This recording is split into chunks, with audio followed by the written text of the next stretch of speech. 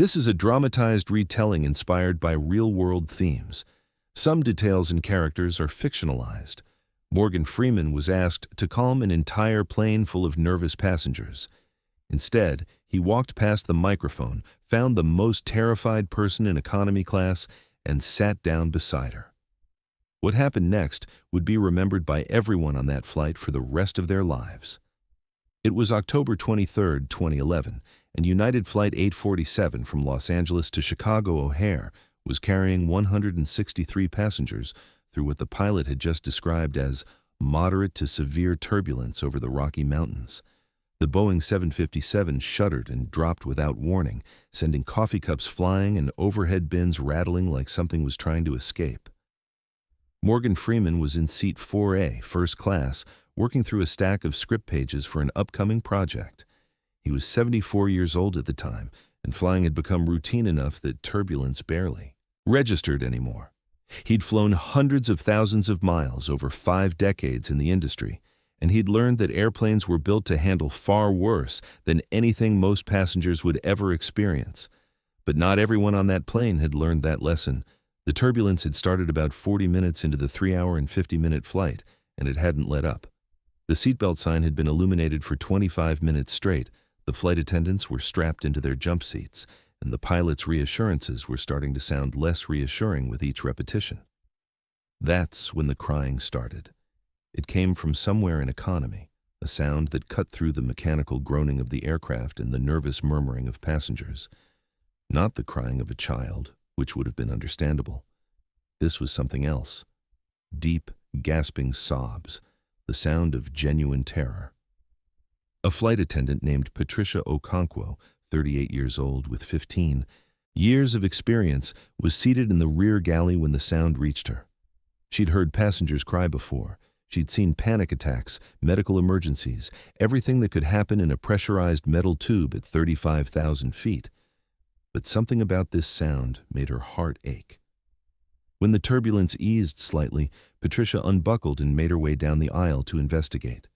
In seat 28C, middle seat economy class, she found the source. Her name was Marcela Reyes. She was 31 years old, with dark hair pulled back in a practical ponytail and hands that gripped the armrests so tightly her knuckles had gone white.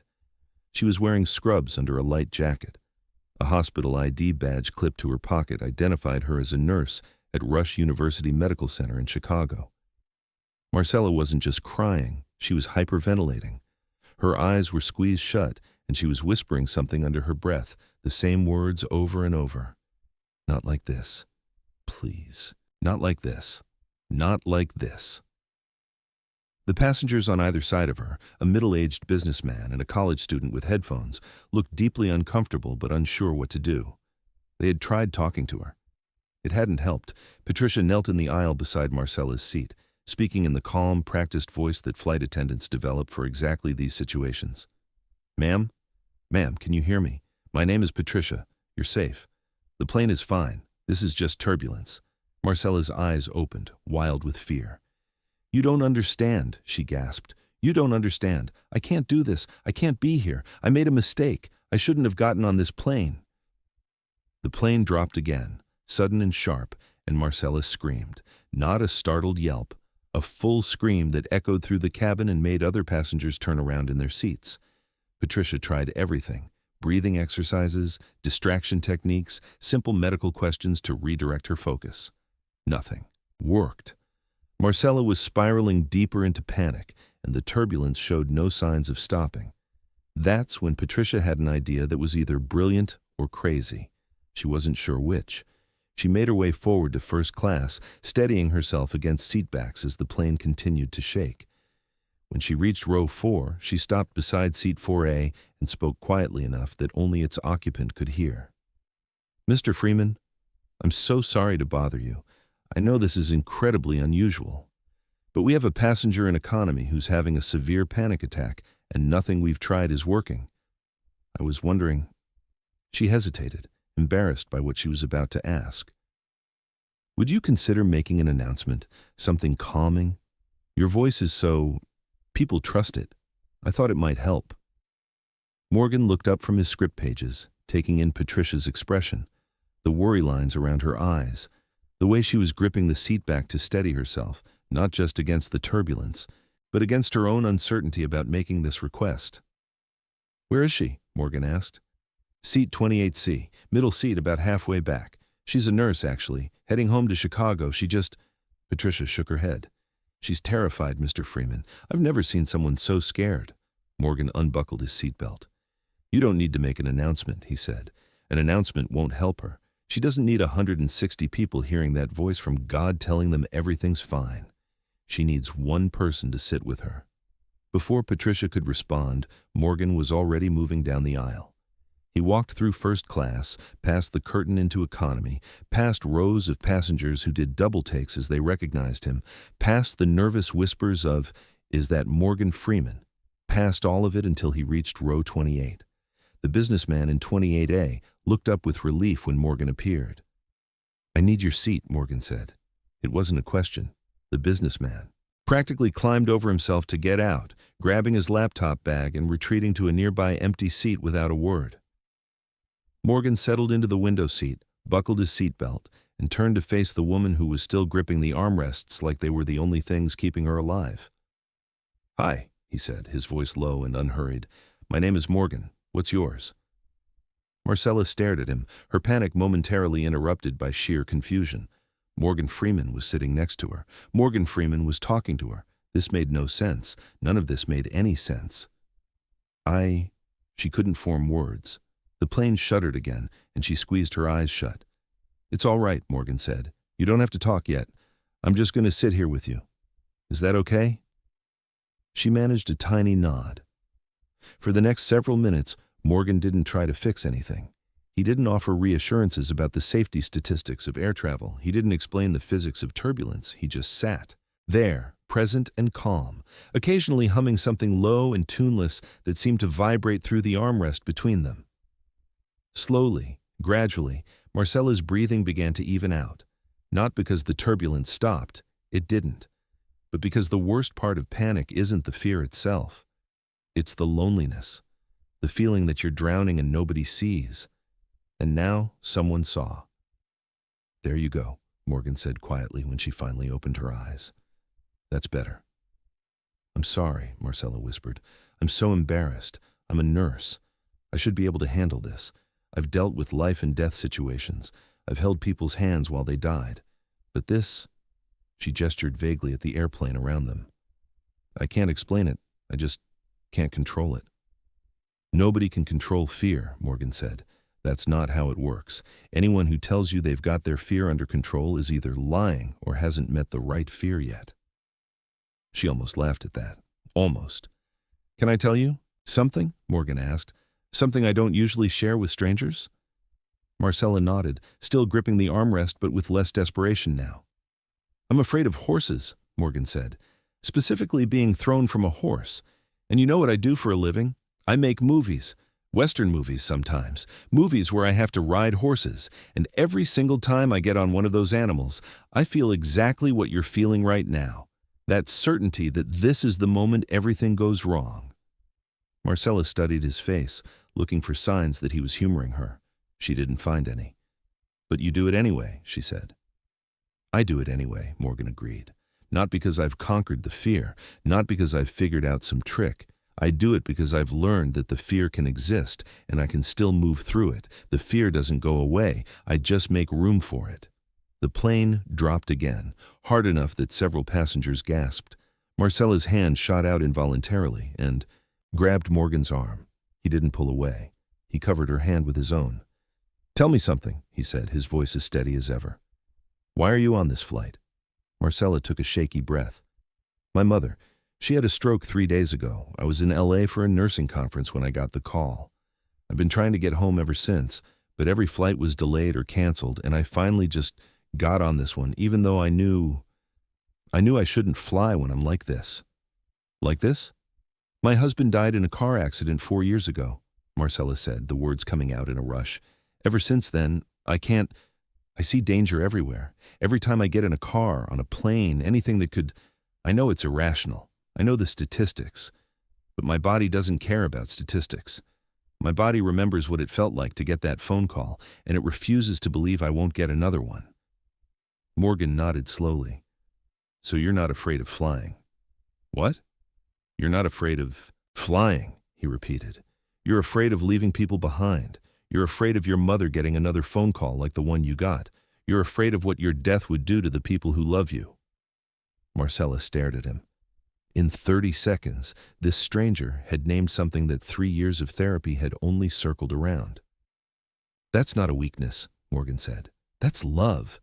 The fear you're feeling right now, that's love trying to protect itself. It's just gotten a little too loud. How do you make it quieter? Morgan smiled, that warm, crinkled smile that had graced 1,000 movie screens. You don't, necessarily, but you can give it something else to focus on. So let's try this. Tell me about your mother. My mother? What's her name? What's she like? What's the first thing you're going to say to her when you see her? And so Marcella started talking. She told him about her mother, Elena, who had immigrated from the Philippines at 22 and worked 2 jobs to put 3 kids through college. She told him about Elena's garden, the one she tended every morning before dawn, growing vegetables she gave away to the entire neighborhood. She told him about Elena's laugh, which was so loud and unexpected that it made strangers on the street turn and smile. As Marcella talked, the turbulence continued, but it seemed to matter less. The plane shook and dropped and recovered, and she barely noticed because she was describing the way her mother made arroz caldo when anyone in the family was sick, how the smell of ginger and garlic and chicken meant that everything was going to be okay. Other passengers were watching. They couldn't hear the conversation, but they could see it. They could see Morgan Freeman, one of the most famous actors in the world, sitting in a middle seat in economy class, holding a crying woman's hand, listening to her like she was the only person on the plane. Patricia, the flight attendant, stood in the aisle a few rows back, tears streaming down her own face. After about 30 minutes, the turbulence finally began to ease. The pilot came on the intercom to announce that they were through the worst of it, that they'd be beginning their descent into Chicago in about 45 minutes. Marcella realized that her hands were no longer gripping the armrests. They were resting in her lap, still trembling slightly, but no longer locked in terror. Mr. Freeman, she started. Morgan, I don't know how to thank you. You didn't have to do this. You could have just made an announcement, or you could have ignored the whole thing. Why did you... Morgan was quiet for a moment, considering the question. A long time ago, he said, I was going through something difficult. I won't bore you with the details, but I was in a dark place, and there was a man, a stranger really, who noticed. He didn't have to. Nobody would have blamed him for minding his own business.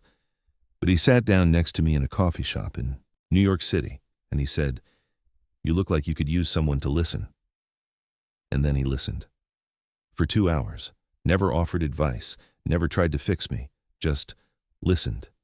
He looked at Marcella with those eyes that had conveyed every human emotion on screen. I never got his name. I never saw him again. But I think about him all the time, because that small act of attention, that willingness to step outside his own life and enter mine for a moment, it mattered. It mattered more than he could possibly have known. He paused. So when I see someone who needs that, I try to be that person, because it's the best thing I can do with whatever recognition or platform or voice I've been given.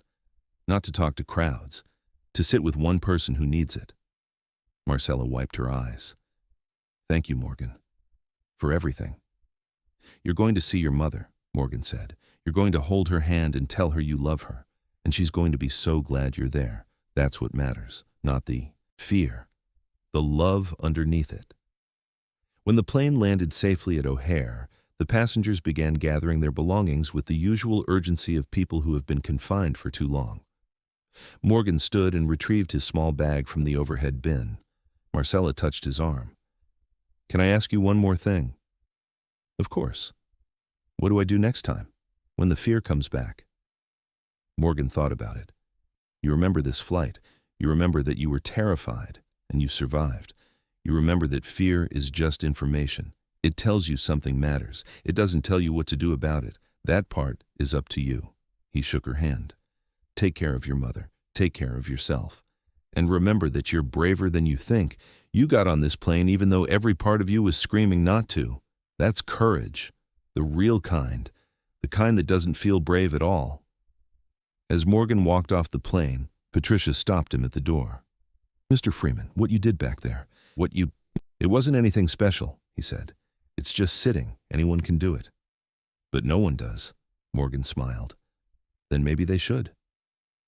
Marcella made it to the hospital in time. Her mother recovered from the stroke and lived another 9 years. Years filled with garden vegetables and arroz caldo and that laugh that made strangers smile.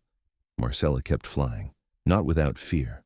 The fear never completely went away, but she learned to make room for it, to let it sit beside her instead of in front of her.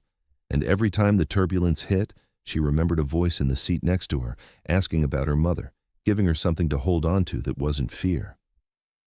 She wrote Morgan a letter 6 months later, care of his production company. She didn't expect a response. She just wanted him to know that his 2 hours in seat 28A had changed something in her, had taught her that courage wasn't the absence of fear, but the presence of something stronger. She received a handwritten note 3 months after that. It was short, just a few lines. "Dear Marcella, thank you for letting me sit with you. Thank you for telling me about Elena. She sounds like a remarkable woman, and you clearly inherited her strength. Keep making room for the fear. It means you have something worth protecting. Warmly, Morgan." She kept that note in her wallet for years, until the paper grew soft and the ink faded. By then, she didn't need it anymore. The words had become part of her. Patricia Okonkwo, the flight attendant, told the story of Flight 847 to everyone who would listen. She told her colleagues, her family, her friends. She told passengers when they were nervous. She told new flight attendants during training. "That's what it means to help someone," she would say. "Not from a distance, not with announcements. You sit down beside them, you ask their name, you listen." The story spread, as stories do. It became something of a legend among flight crews, passed from airline to airline, sometimes with details changed or embellished, but always with the core truth intact. Morgan Freeman, when asked about it in interviews years later, would always redirect. "I didn't do anything heroic," he'd say. "I just sat down. The heroic one was her. She was the one fighting through something I can't imagine. I was just there." But that's exactly the point, isn't it? Being there. In a world that moves so fast, where everyone is looking at screens instead of faces, where we've learned to mind our own business even when someone is drowning right next to us. Sometimes the most powerful thing you can do is sit down, ask someone's name, listen to their story, make them feel, for even a few minutes, that they matter enough for someone to stop and pay attention. Morgan Freeman was asked to address an entire plane. Instead, he chose one person, one woman in seat 28C who needed someone to see her. That's not a small thing. That might be everything. If this story moved you, please subscribe and share it with someone who might need to hear it. Have you ever had a stranger show you unexpected kindness during a moment of fear? We'd love to hear about it in the comments. Sometimes the smallest gestures leave the biggest marks.